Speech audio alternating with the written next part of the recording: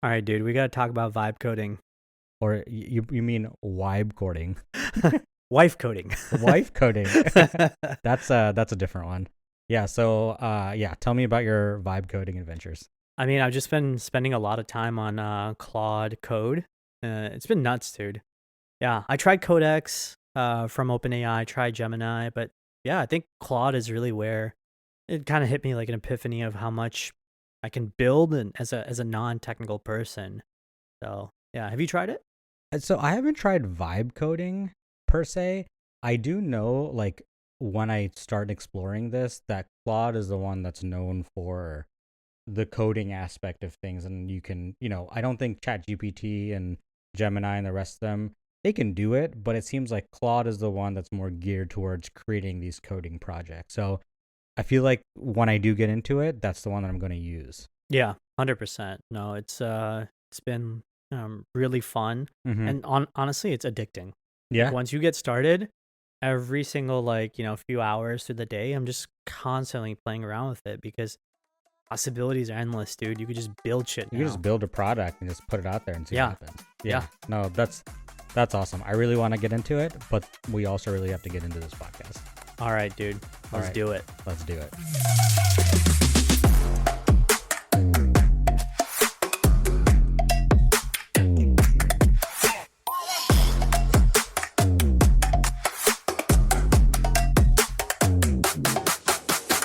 All right, welcome to another Debatable at Best podcast, where we talk about everything from global markets, the economy, life, and we have yet to still talk about bad coffee, but we'll get there, I promise. Don't expect any answers here, just perspective. My name is Ray. My name is Amol, and today we're gonna be talking about Nicolas Maduro's ass. No, I'm just kidding. It's Venezuela. Oh no, who knew we were going to talk about that? All right, so I guess where do we start? Let's give a quick timeline, background, factual check on what happened, where we are. Let's Yeah, start with please that. do. Okay, so I don't know if viewers know this, but we've actually had a decades-long struggle, and let's call it an ideological conflict between Venezuela and the United States, since the Hugo Chavez era, right? And it continues all the way down to our boy Nicolas Maduro, right? All of this being for reasons we're all kind of aware of, which is oil and geopolitical competition. That's core issues. That's kind of where this all stems from. Well, I feel like Trump and his ilk, if you will, they're trying to position it as drug trafficking, narco-terrorism, what else did they fucking say? Machine guns. They said machine guns. All of that, which I'm going to get to in 1 second. But the U.S. historically, right, has always accused Maduro's government of corruption, right? So there's that, electoral fraud, human rights abuses, and, now the term that we're all hearing is Venezuela is being run as a narco state, right? That's the term that's kind of being tossed around.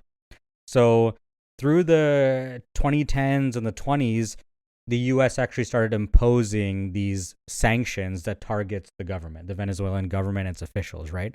Generally to squeeze the state oil revenues and Maduro's regime. That's the whole purpose behind the sanctions, right?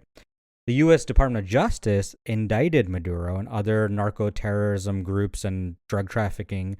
So all those charges were brought as early as 2020. And that's kind of where, the background, the tension, the pressure, that's where all of that has been kind of building.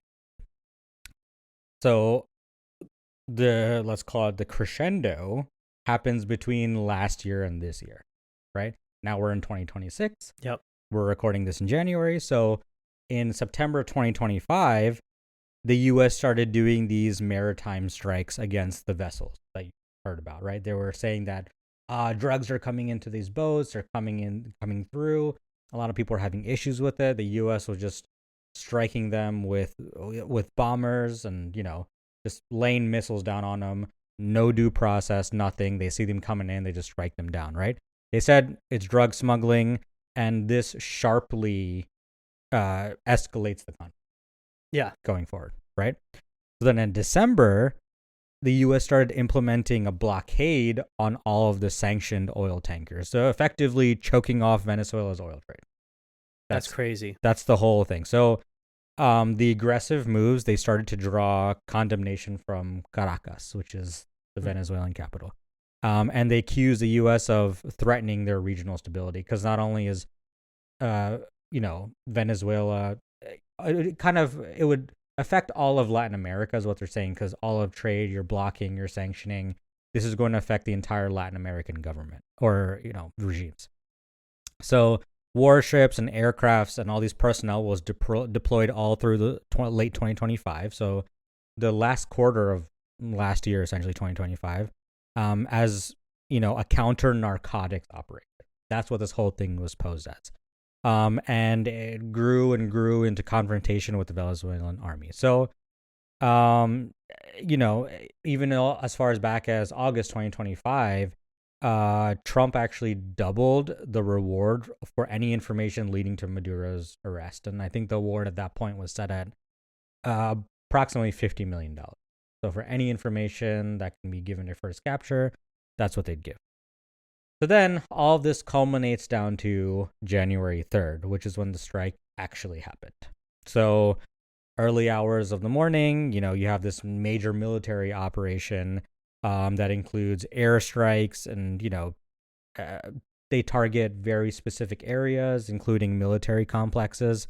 And they give this whole operation a code name, which I don't know if you're aware of, but it's called Operation Absolute Resolve.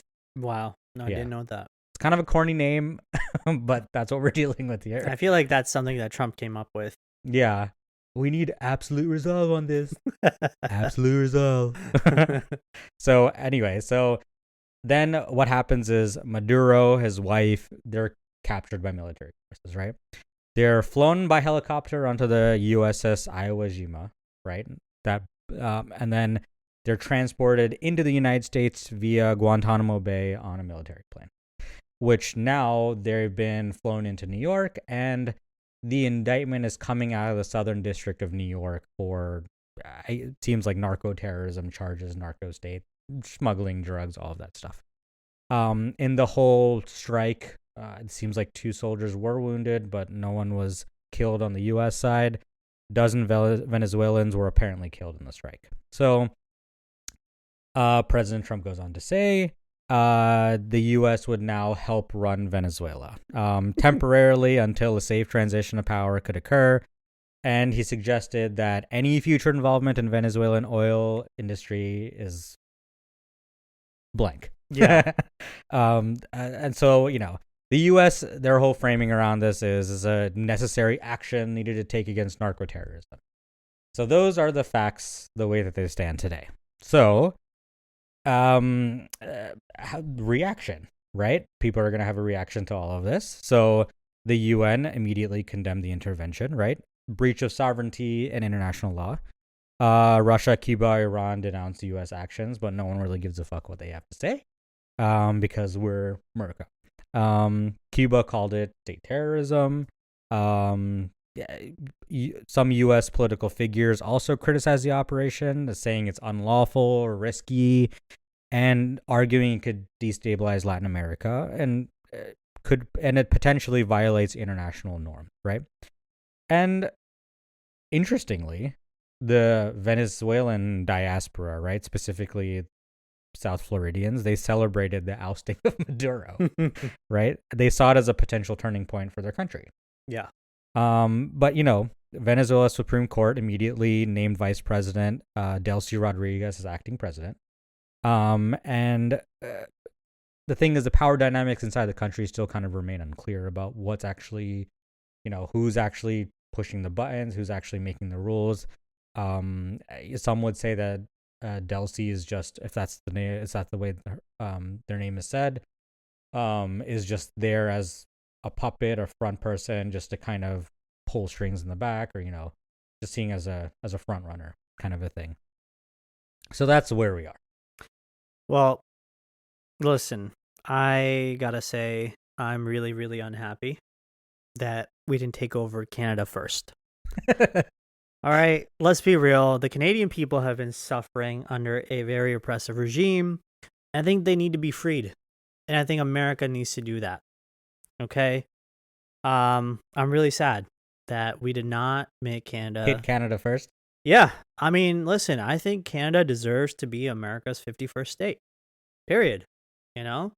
I can't believe we had to go to all the way to fucking Venezuela. I heard the food sucks, honestly.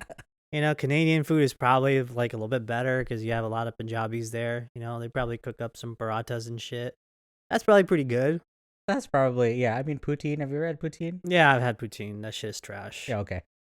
But, you know, it let's be real. I kind of wish we went for Canada and then Greenland, maybe Denmark, kind of like our, Oh yeah, what happened? Fuhrer What has happened to said. Greenland? What happened to Greenland? We're getting there, bro. Yeah. I'm going to enlist in the army just so I can take over some parts of Greenland. Like, I want a little chunk of land for myself. Like, I want to start building like Airbnb business, honestly, Yeah. of all these like countries we're going to take over. There's a lot of profit there, you know? I just got to say, like, But here's the thing, right? Trump always wants bigger and better, right? yeah, And there's no other bigger state that has oil than Venezuela. 100%. So why not attack them first? Yeah, that's also a good point. I mean, in all seriousness, we know that this shit is about oil. I think you can argue that there's some semblance of truth for narco-terrorism and whatever you want to frame illegal migration, of which there was definitely a lot of like migration that did happen away from Venezuela. I Yeah. don't think anyone is saying Maduro is like a saint. He's a pretty horrible person. I think communism and socialism obviously have really wrecked that country, as well as corruption itself. Yeah, I mean, there's a lot of mismanagement within the country. Yeah. For years, there's been corruption. The transitions of power have not necessarily been clean. There's a lot of, sanctions aside, because a lot the country has been sanctioned many times. They're just having, let's just call like they're having trouble executing on what I would think what is the largest oil reserves ever. Like you would think that a country that has the most oil of any country would capitalize on that the best that they possibly could. But what I recently found out was their oil is a lot harder to extract and it's very capital intensive to get that stuff out of the ground and make it consumer grade and sell it. Because like the next largest reserves of oil are in Saudi Arabia. Right. But Saudi Arabian oil is very thin Yeah. and it's easily refinable. Yeah, I think I mean I was reading about, cost of extraction and everything. For America, that cost is somewhere between like maybe like $40 a barrel to like maybe 50, let's just say. And for Saudi, that's like anywhere between 10 to 18, right? For Venezuela, I think it's 30s or 40s, so something like that. Yeah. Yeah. I mean, I guess to be fair, I know that in Venezuela, oil itself is effectively cheap, if not cheaper than water, right? So for them, they've clearly used the oil for their purposes. They do, and even with some of the very, very heavy sanctions that they put out, they're still getting their oil out there and selling it to other countries. It's just not in the amount that you would think for largest reserves possible, right? Which is kind of interesting to me. But it's not, again, like I said, it's not unfounded. They're just heavy capital requirements to get that shit out of the ground, right? Heavy sanctions, government and political instability. The economy's not great. Like there's so many factors working against them, right? Funnily enough, everyone keeps saying that like, oh, this is for oil and this is for oil. Not disputing that fact. Chances are it is for control of energy dominance, right? That's why America needs to offer them freedom. Freedom Right? and democracy, bro. Freedom and democracy, yeah. And we're just using narco terrorism as an excuse, and I feel like a lot of people are seeing through that. But I think what people don't realize is that a lot of the big exporters, except from the Venezuelan state, is Chevron. Sure. They have a huge refinery and they've put a lot of capital investment into Venezuela. But I'm not really sure this whole invasion actually helps the situation, because I feel like if there was a way to work US companies into the largest reserves in the world, they would have found a way, even through a corrupt government, right? Like, True. yeah, it's capital requirements, and a lot of these oil companies have said that because of the economic instability and because the capital requirements and because we don't know what could happen tomorrow, the future instability, we just don't want to, we're not comfortable with the investment, right? Yeah. So maybe Trump goes, okay, well, I'll invade Venezuela. Would you feel more comfortable if the US was running things? I don't know if that's actually the answer. Well, so I think aside from oil, right? To your point, I do think that there's a larger game at play here, which is I think we're headed into this multipolar world where it's almost like you have multiple imperialist empires, Mm-hmm. right? We know for a fact that China is a pretty large, formidable player, compared to America now. It wasn't 20 years ago, but it is definitely now, and it's rising bigger, faster, better in many Yeah. ways. Yeah. And so, I think this step for us to go towards Venezuela, I think was strategic by timing because, China was having discussions with Venezuela about oil exports and getting cheaper oil in larger scale. I think the Chinese delegation, if I'm not mistaken, was actually there the night before meeting Maduro. Mm-hmm. So Mm-hmm. I think the Chinese are not going to forget, like, oh, fuck, you guys really, really, want to start something kind of thing, right? Yeah. And so, to dive into that point further, we get into this multipolar world, and we have factions of imperialism in different parts of the world. You have basically the Americas, which are now, Yeah. part of United States of America empire. Right. Whether you like it or not, you're fucking here. South America is just, for us, little America. Canada is just a bunch of fucking, A city in native. America. Yeah, like it's just, 51st state of America. Canada doesn't really exist, in my opinion, without the American economy sort of supporting it in many ways from like a trade export, whatever Yeah, perspective. from a trade perspective, that could make sense. Yeah. Exactly. So okay, so now we have all of the Americas combined. Right. Then you have like the Chinese bloc, which is probably going to be, things like Taiwan. They're going to have probably more excess influence on Vietnam, Cambodia, quite possibly. They'll try Japan and South Korea, I'm sure, a decent amount. But at the same time, like, you'll then have, I don't know, like Russia creeping into, Eastern Europe a little bit more, right? Yeah, well, They're going to take a chunk.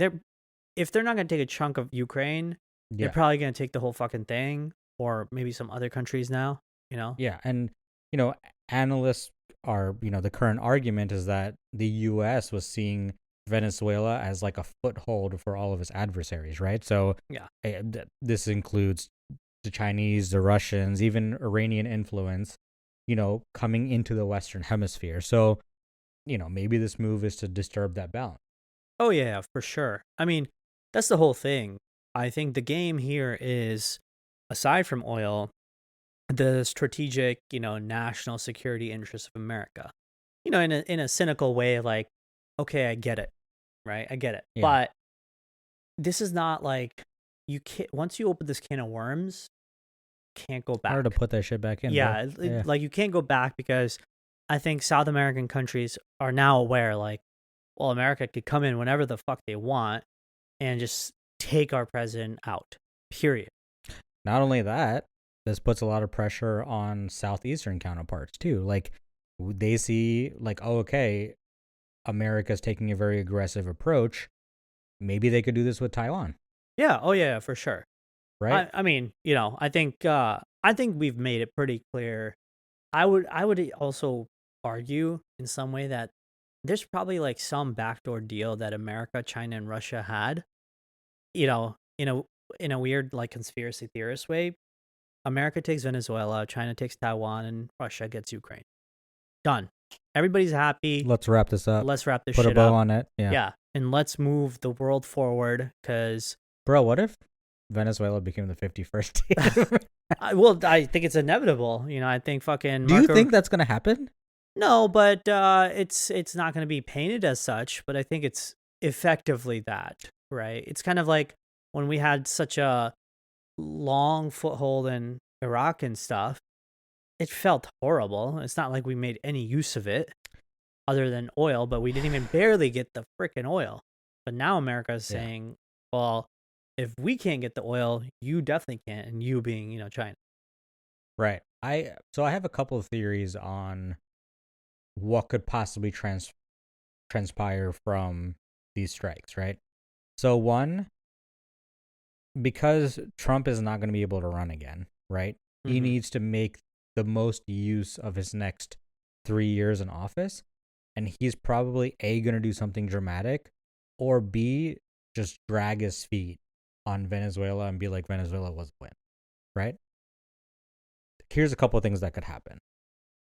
From like most unlikely to probably most likely.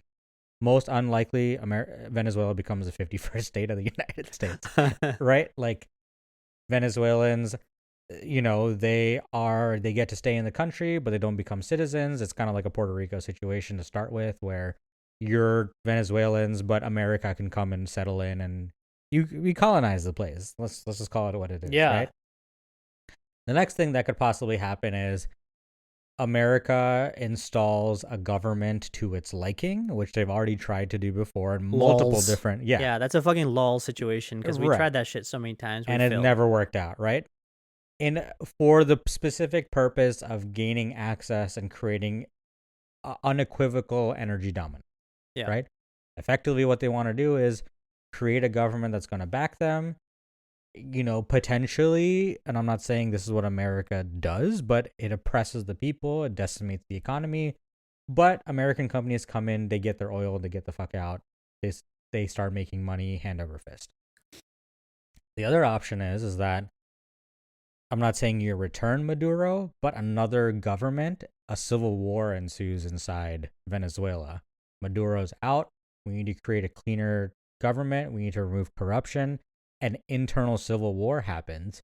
And America has no option from a global stage but to exit Venezuela and just be like, okay, we tried. Well, yeah, but I think all this stuff is going to happen on such a long timeline that, Yeah, I mean, first of that's all, true. Yeah. yeah, like, first of all, people will barely blame Trump. I mean, they'll blame him for like initiating all this stuff, Yeah. but they'll forget, right? Because like we'll be 10 years down the road or 15 years down the road, kind of like we were with Afghanistan, right? We fucking Yeah. forgot, like, wait, how do we get here? You know? But the point is that I actually think, with Venezuela, right?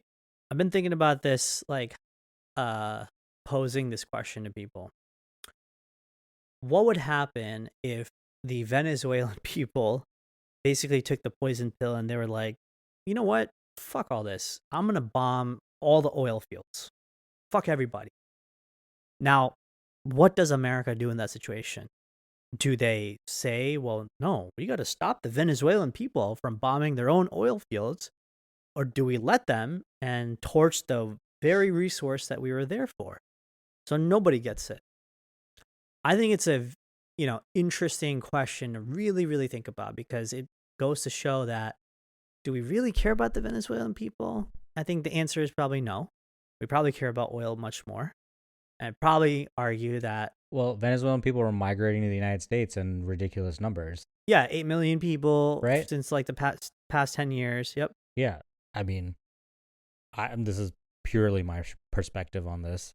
If the U.S. was involved in any way with Venezuela at all, you would think, and again, not from a power perspective, like America is the best, we need to invade freedom, that kind of thing. But I'm thinking if you can introduce a way to stabilize the Venezuelan government, the people, the economy, and incentivize them to work with the United States, wouldn't that in turn keep Venezuelans out of America? Keep them in their own quote unquote, well, it is a country. I don't know why I'm saying quote unquote, but it would prevent this mass migration from Venezuela. The reason why they're leaving is Yeah, shit is instability, bad. corruption, shit's bad. No one's leaving a country because it's great, Yeah, true. right? People leave countries because they're desperate, they have hopeless situations, the economy is not going anywhere. That's why people leave. So if America comes in as, and I hate to use this word, but it'll kind of create the image as a savior, right? To be like, okay, we can help you, do this. We can help you do that. We can help you do this. You cut a deal with Venezuela, be like, you keep things corruption free. We can keep 10% of the profits, but let's make you a better country. And then eventually, as we get our investment back, we'll dip out. See, I think we've already tried this formula. It just doesn't work, man. But the formula we've been trying is a little bit different in the sense that we literally go and be like, we're going to control everything. We're going to control all X. We're going to control Well, no, every aspect of. that's not what Iran was about, right? Like Iran is a perfect example of, destabilizing a government, installing your own sort of puppet master or puppet that you think is going to lean your way. Right. And then But you're not doing it for the interest of the United States. The interest is for the Venezuelan people, right? That's the difference. Yeah, I just don't think we give a shit. No, I don't think we do either. Yeah. I don't think the current administration gives a shit. I think we just want to make deals that benefit America, and we're going to exploit other countries to do it. Yeah. But I feel like the right way to do it is America needs to come in as a savior to help Venezuelan people and not for its own interests. And what they get out of it is a little bit of the profits from oil exploration and whatever. But the way we see it as an extremely greedy point of view is like, oh, we can just take all of it if we want to because we have the power to. What the right thing to do is go in, let them build their government, show how things are done, but let them do it. Not control every aspect of it. It should have no benefit to the United States besides we want to have a helpful ally in the world. Yeah. I mean, I think there's many things possible. I think we have simply just accelerated, this whole multipolar conversation because I think it's inevitable that, China and America are these like adversaries. They're both big elephants in the room. And they're both, like everybody in the world knows, okay, China's like the direct sort of competitor to America as like a imperialist empire, whatever. Right. Yeah. I mean, if like not now, next then biggest economy, if not now, then soon. Mhm. It's inevitable. I think America, of course, sees it the same way. So the writing is on the wall of, all right, well, America is going to control the entire block of the Western Hemisphere, and by any means necessary. Obviously, as we've seen. Maduro is probably not the first, and he may not be the last. Any person, I think, now sitting in South America is really thinking like, holy fuck, maybe I shouldn't have any conversations with China because these motherfuckers will straight up take me out. Yeah, it's a fear mongering tactic almost, right? Like, yeah, I mean, it's not even fear mongering. They're telling you straight up, like, no, I'm gonna fucking do it. Yeah. Right. It's like you just saw what happened to your neighbor, right? Like, just be careful. Right. I think that's like point number one. I think the other point is, I can see in a cynical way of how important it is for America and its strategic interest to be, I don't know, like priority. I get it. Okay. Yeah. America needs to protect, oil not going to its direct adversary. I think that's one of the conversations that people are having. Yeah. But I think like that just is telling and signaling all other countries that you have zero autonomy or say. I run this shit and you just live here. Like it's. Yeah, I mean it's an aggressive willingness to intervene wherever America's interests lie, right? Yeah. Not a quote unquote politically correct conversation to have. It's just America's going to get there and we're going to intervene and period. That's what we're going to do. Yeah, I mean, we are basically speed racing our way towards it's like that there's this funny analogy of the Dave Chappelle show where he has like that racial draft where like the black people get to pick someone like Tiger Woods because they're like, well, he's kind of black, so we're gonna pick him. I feel like that's what's happening in in the world. Yeah, China's gonna be like, well, like Japan is kind of like us, so we're just gonna take them. America's like, okay, well, fuck. You know, Canada's. yeah, like Canada's kind of like us, Yeah. and so is France, so is England. So we're just gonna draft them into our, Alliance or whatever. our Yeah. empire. Yeah. So yeah, I feel like that's that's what we're heading towards. Yeah. I mean, the other big thing that I kind of see in this whole thing is because of the Russia China thing, kind of expanding on that, is maintaining the petrodollar system. Yeah. So Yeah, like, yeah, tell me more about that. this seems to be like a widely mentioned theory, especially online, is that um Venezuela was sort of challenging the United States dollar dominance by trading in other currencies, which is like, the Chinese currency, and they're threatening the entire petrodollar system that, underpins the entire American financial, power around the world, right? And the US is basically acting to protect that system. Mm-hmm. It's a simple kind of, power theory that is being posed out there. I don't think it's completely off base. I think it's a very plausible situation because, America does see using other currencies as a threat to its own currency. Of course. So maybe this is the power play again to kind of put an end to that. Yeah, I mean, I think the world is realizing that there are many reasons to this kind of intervention, right? And this won't be the first, this won't be the last.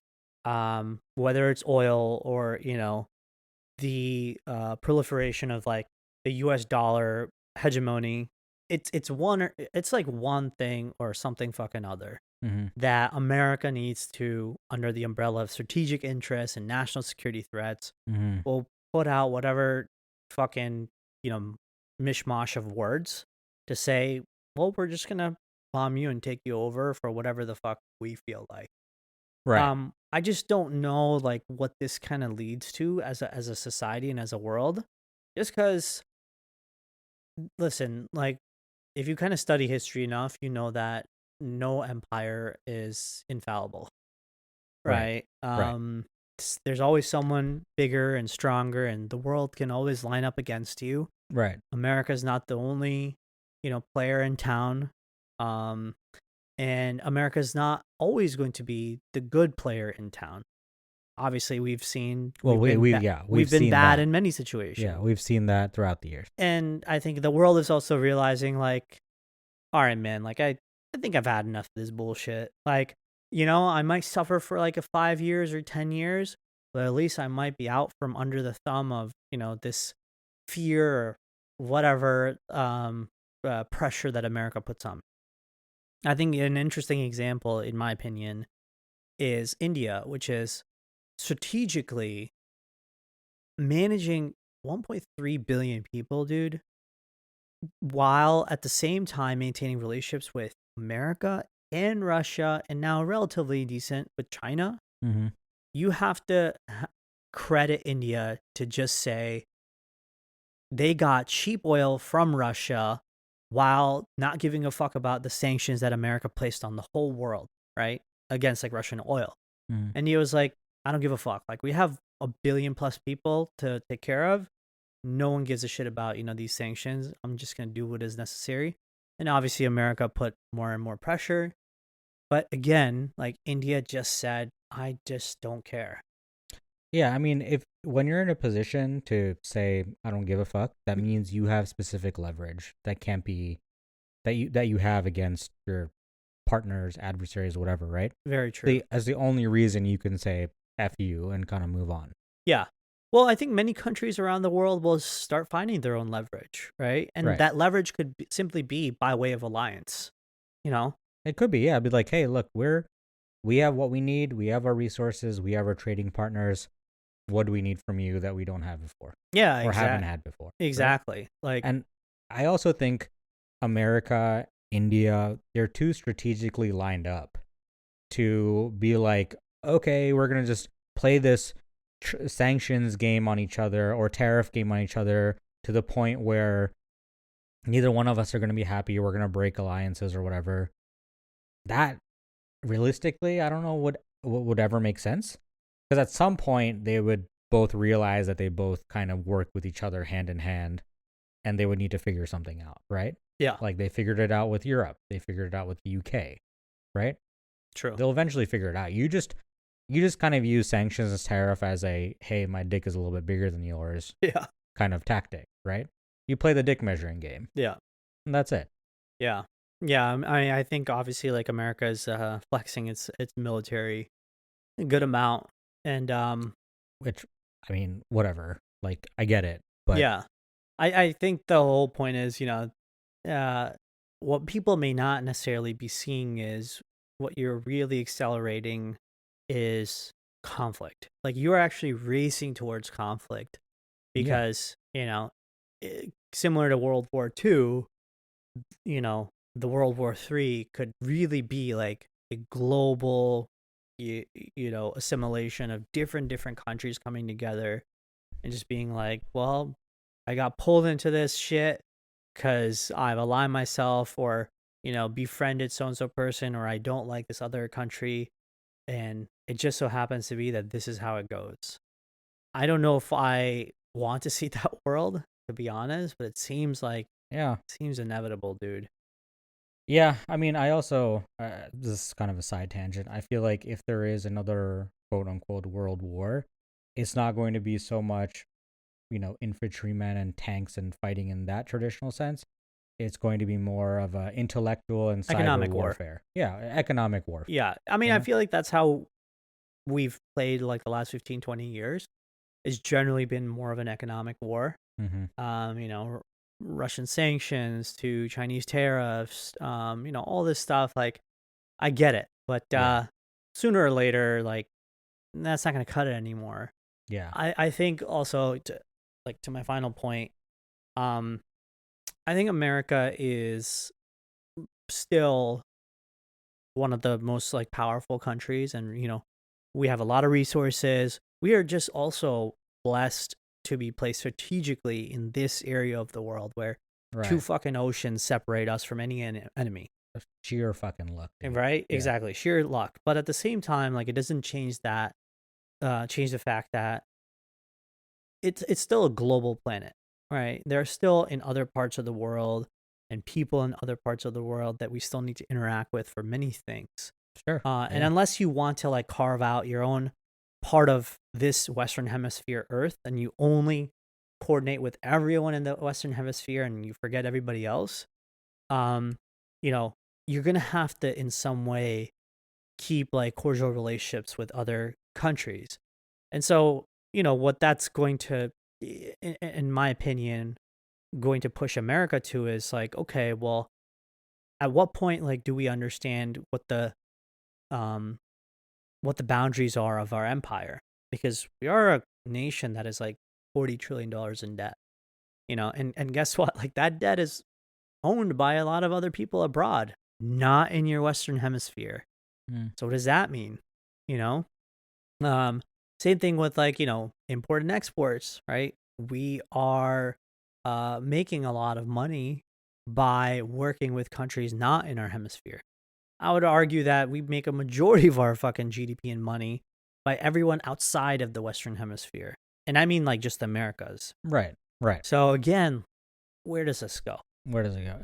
What I actually have a question about is everyone knew for the longest time that Venezuela has been having issues, right? So the Chavez reign, the Maduro reign, complications in capital allotment to extract oil, corruption, economic instability. Why now? I really think that the now part is about the Venezuelan government quite possibly moving closer and closer to China. I really think like it is. I'm assuming that the U.S. probably sniffed out a deal or whatever deals that were going to happen with China related to oil, and America's like, nah, I think it's enough is enough, right? We're just gonna take over this shit. It doesn't matter. It's strategic interest, national, whatever the fuck. Slap whatever label you want on it. And it's like that quote where they say like, there's sometimes like in decades where nothing happens, and in a few weeks, decades happen. I think Right, this is one of right. those moments where I think we just saw like we're witnessing firsthand decades happening in front of our eyes. Um, I think the next 5 to 10 years, things are just going to like accelerate faster. Yeah, I've been trying to come up with the answer to the why question for a little bit too. Um, I think the China reason is pretty good. I think the it just took someone with the mindset of a Trump to just come out and be like, "This is how I want to handle the situation." Right. Because I mean, let's be honest, was airstrikes and capturing a president of another country really warranted? Right? No, no, it wasn't. Could it just been a political talk and political intervention and the threat of American power?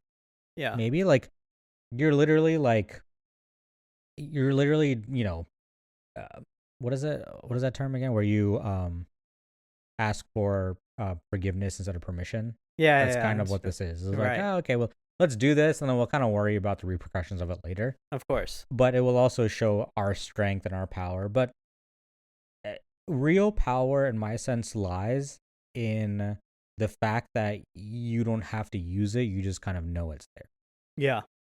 right? Yeah. It's kind of like true wealth is not expressed through fancy clothes and flashy cars. It's through other means, right? It's through very silent wealth and moves that you can make, the power that you can have, things that you can accomplish that other people traditionally can't, right?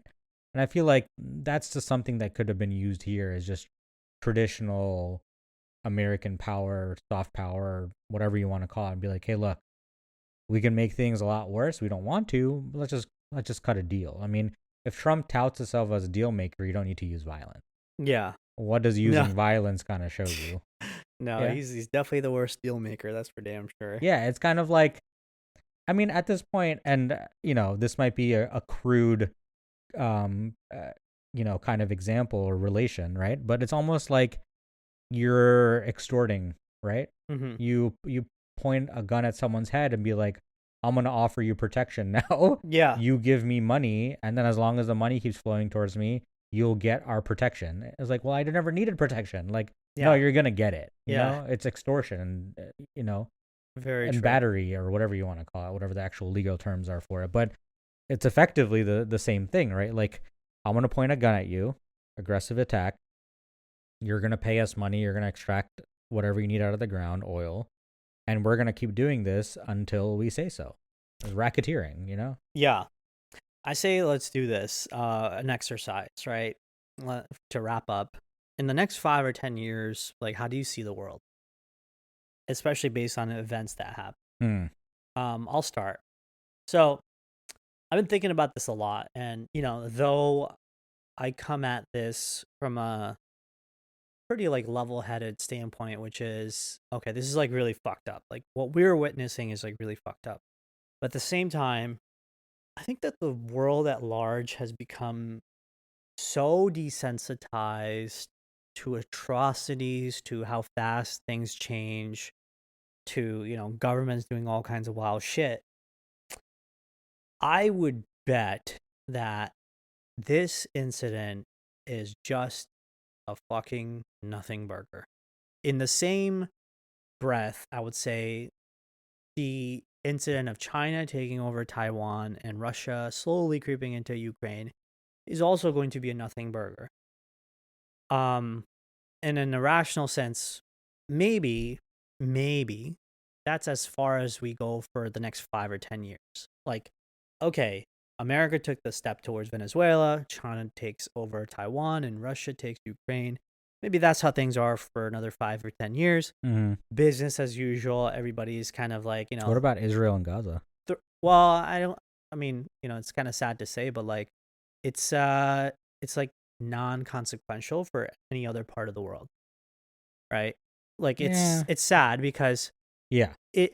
I see what Yes, you're saying. Like on a grand scheme, on a political, grand scheme, like they're economically, yeah. not really important players. Like Israel is just in a sense, America is the puppet of Israel, but at the same time, vice versa. Yeah. But like, if Israel disappeared off the map, like, does it fucking matter to America? Not really. You know?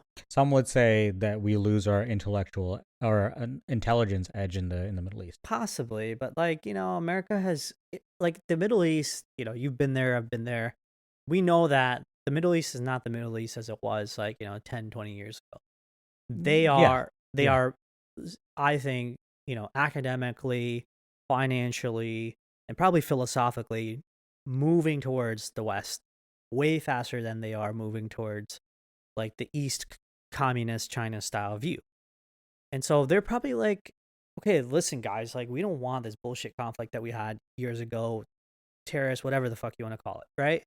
We want a great world where our citizens are happy and oil is just, another resource that we have, but technology and building great cities and having a good society is important. Just like any other country wants. So the Right. point is like, I don't think it matters whatever happens to Israel. Um, but I think that's like how I feel like the world is going to pan out. I don't think many conflicts arise in like the next 5 or 10 years. But after that, like I don't know, maybe the world somehow gets another bug for whatever atrocity that happens, and then we ramp up, you know, another case of like wars and conversations that are talking about like global imperialism, all this shit. Yeah. No, that's an interesting perspective. I think my take on it would be I think I know, or I would want to speak more towards where we're going to go as a race in terms of where technology is going to go, where energy is going to come from, how economies are going to be shaped that way. Then, speaking more from a political edge, I think you're a little Okay. bit more in tune with that. But I feel like, and this kind of relates back to our Venezuelan topic today, it's interesting to see that this quote unquote invasion happen or the strike happen for oil, which is going to be a less and less used resource as time goes on, right? It's interesting because battery technology is going to get better, solar technology is going to get better, wind technology is going to get better, regardless of the fact that the current administration doesn't put a lot of stock in alternative energy. The rest of the world is going to, right? Even Saudi Arabia and Middle Eastern countries have realized that we cannot keep propping our economy on oil. Doesn't matter how much we have. Saudi Arabia is the second largest reserve, not too far behind Venezuela. Yeah. But they're going to continue to expand via tourism, social aspects, adopting quote unquote Western cultures into their countries. They're doing a lot of things to bring and attract talent and money and entertainment into the region because they know the oil is not going to last forever. So it's very interesting to be like, oh, we're invading for an oil reason or energy dominance reason. Like, yeah, I mean, okay, that's there, but you're just going to use less and less and less of it. Maybe it's not going to go away. And I feel like traditionally, we've talked about this before, you keep adding energy sources, you don't really effectively remove them completely.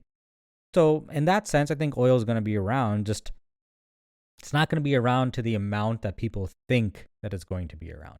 I think technology is going to drive a huge shift moving forward. I think, AI is going to play a huge part in that. I think people are going to become more and more technologically capable. I think people are going to learn more on that end. I think I think there's going to be a lot of even systems based changes that happen because of AI. So what I mean by that is traditionally when people think of AI, they think of it as a point system, which is this will help me, I don't know, write emails better. This will help me do this better. This will help me write better. This will help me do something. That's a point based system, right? Mm-hmm. You use AI to effectively do this better. But where I think the actual opportunities are going to lie, and people are going to start exploiting this, is using AI to completely change systems, right? Like an out there theory of that is going to be, would we even need doctors to go to medical school anymore and become these highly qualified people if AI is just going to know everything and become your diagnostic tool, right? Why don't we just have a program where a quote unquote doctor only goes to medical school for 2 years and all they have to do is be the human in the loop to provide a service or provide um, surgery or something physical that an AI can't do or a robot can't do at that level yet, right? So you let your AI do all of the diagnostics, the systems checks, the you know writing of scripts. There's a lot of regulatory framework Of that we have to course. go through, but this is a complete system change, right? Yeah. It's a complete ground up change. And then you just have your doctors there for physically checking on your well-being, making sure everything is okay. You're getting what you need. You're getting your shots. The scripts are being filled, whatever it is. But you get the point I'm trying to make. Like, these system level changes are what's going to drive the entire world going forward. Yeah, of course. Right. So I think that's going to happen. But I also feel like with the next generation of people coming online, let's just call it that, millennials, Gen Z, Gen Alpha, all of these people, right? I think there's going to be a seismic shift in the way that people socialize too, right? How people are going to talk to each other, how people are going to converse with each other, how people are going to have empathy and sympathy for each other. I feel like that's going to dramatically change the way the world is going to move. It's kind of funny because, kind of a side tangent, but related. I think Warren Buffett was asked, like, if you could change something about the American economy or American government, what would it be? He's like, I have a very simple, easy solution. Just fire everyone in Congress and Senate and install all new younger people. True. And I think that's what, to the effect of what he said was, you basically get rid of all the oldies and you put people with newer, better thoughts in. Yep. Right? Yep. So, like, also, a lot of millennials, Gen Zs, Gen Alpha, they don't know it, but they could be considered, hidden socialists, right? True. Oh yeah, yeah. I mean, it's a very prevalent thought in a lot of like young people, I've noticed. Yeah. So, like, how does that affect the economy going forward? I feel like there could be a lot of different changes, a lot of nuance. I don't know the way geopolitics would look, but I know a whole shift in thinking is happening within these next 5 to 10 years, either with the creation of AI, with millennials, Gen A, Gen Z, whatever, all these guys coming online, getting into the workforce, their minds becoming mature. I feel like that's going to create a seismic shift in the way the world operates. Yeah, man. I feel like that's a good place to leave it. I feel like that's definitely optimistic though. I like it. I'm also optimistic about the world. So I mean, at any point could a conflict happen? Could it go into war? Yeah, but I feel like some of those things are just questions you don't have answers to because you just don't know the underlying deals, underlying politics that's happening between these countries, right? Like, yeah, you don't know the discussion. There could be a discussion with the China and the U.S. going on right now saying that, like, oh, let's come to a handshake deal. Yeah. You just don't know these things. So I like to think of it from like, okay, what are the core things that are happening right now that are actually going to make differences in the future? And they're going to be hard differences to shift away from, right? Like, what I mean by that is these shifts are going to come and it's going to be hard to pivot away from those shifts and go back to an old way of doing things. Yeah, man. But yeah, anyway, I guess let's put a break there. We can kind of continue talking about some other stuff later. Until we invade Greenland. Until we invade Greenland. Canada's the 51st state. Maybe yes, Venezuela is the 52nd Denmark state. too, dude. I'm really looking forward to Denmark, honestly. Let's get to 60 states. Can we do this? Seriously, like, I feel like we're just selling ourselves too short, dude. I think Venezuela this week, and it should be like Ecuador next week, honestly. Fuck it. Let's do it. All right, y'all. That's our pod for today. If you think we missed something or you got a topic you want us to overanalyze next, hit the comment section and we'll try and get to the best one. So until next time, folks, peace.